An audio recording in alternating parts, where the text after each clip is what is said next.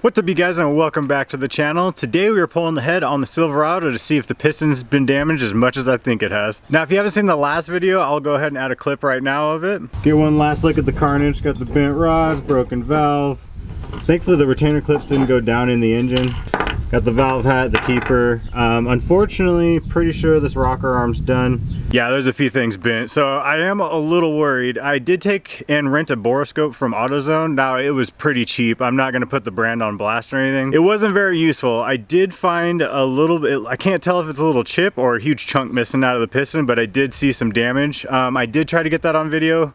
It just wasn't working. The thing wouldn't work when I wanted it to, so I just went and took it back, and now we're gonna pull the head. So I've basically just got the valve cover kind of sitting on there. I did remove it in the last video, so it's just been kind of chilling, so that won't be that difficult. Most of the wiring's disconnected. I did just drain the coolant. That went well. I went ahead and luckily had another pan underneath too, so it didn't make that big of a mess.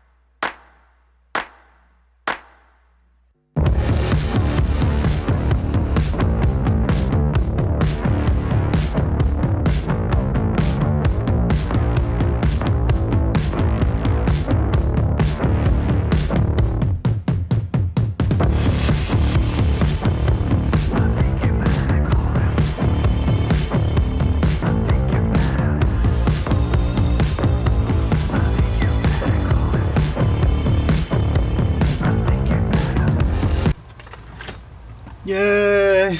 Thankfully taking the intake manifold off only takes a couple of minutes now. I've just gotten so used to removing that thing lately. I know it's not the cleanest. I just kind of got the wires tucked off to the side. I didn't have the quick disconnect for the fuel rail right there for the main line, so I just went ahead and pulled them from the fuel rail itself. I got bags on them trying to make sure a bunch of dirt doesn't get in there. I know it's not the best, but it works. So I just got to pull the valve cover, set that down. Now I just need to remove the steam line, get the headers disconnected, and then I'm debating on, I should probably get these hoses out of the way the best I can, and then we can get to removing the head. Well, of course, first I gotta pull the rocker arms and then we can pull it.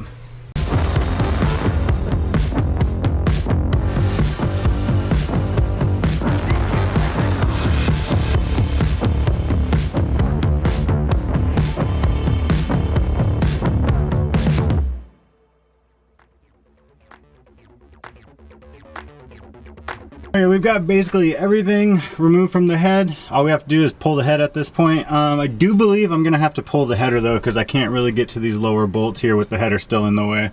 I did remove the spark plugs just in case this thing dropped and took them out. They're brand new spark plugs. I don't really want to buy new ones right now.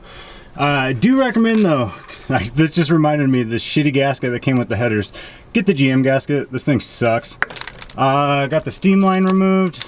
Was able to get the hoses, as you guys can see. Got these tucked off to the side, but this one broke from the water pump right there itself, so I'm gonna have to get all new hoses. Thankfully it didn't blow out like it did the last time on the firewall and shot coolant everywhere. I can't really remember what video that was, but that was fun. So if any of you out there work for a silicone hose company or have a good idea of who I should go with, hit me up, comment below. I might just go Mishimoto, not sure yet. Also wanted to show you guys that I got the rocker arms all bagged up. Now I would try and keep the push rods with the right rocker arms, all that, but I'm pretty sure the engine's toast, and regardless if the engine's not bad, then we're going to be putting hardened push rods in there anyway, so not that big a deal. I just didn't want them getting covered in shit. But I'm going to go ahead and pick up on this video tomorrow because I did start pretty late. I only had like an hour, hour and a half of actual sunlight, and it took me forever to find that stupid Torx bit to get the rocker arms removed. So we'll pick back up on this tomorrow. All right guys, it's the next day. Now it is a little later in the day again because it's been raining and there's been crazy amounts of smoke because Washington's on fire. Let's finish pulling the head. Real quick, I did end up getting the header out of the way. I couldn't pull it completely because the truck's not high enough off the ground, so I've just got it out of the way enough to get to the bolts. Now we can pull the head.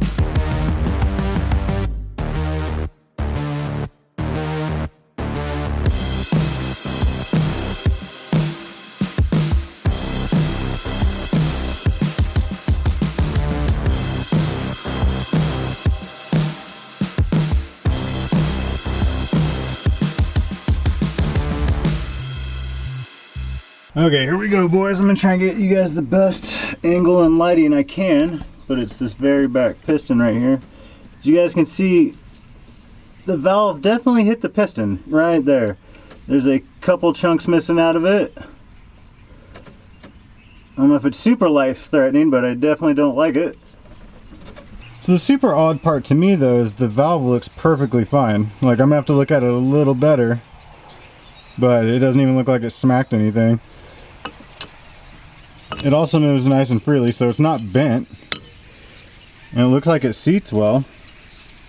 Okay, well that's definitely a little odd. I thought for sure that the valve would be at least marked up, if not bent. So it definitely kissed the piston though a couple times. There's a few little divots missing out of it, as you guys could see. Hopefully you guys could see. So I'm gonna have my grandpa take a look at it, and then maybe we can massage it out with some sandpaper, but I don't know for sure. And I really don't want to pull the engine just to replace that piston. We could build that engine for something else in the future. I really want to build an LQ9 or an LQ4. I've got some pretty cool plans for one. Another thing too is I haven't found the head of that push rod, so it's somewhere in the engine somewhere. I was gonna pull the filter. I don't have time. I was gonna cut it to see, but there was definitely a good amount of metal in the oil. I think it's best just to build another engine, but let me know what you guys think in the comments below. Honestly, not sure what to do, but hope you guys enjoyed the video. I know it was short, but just wanted to get an update out to you guys, so have a great night.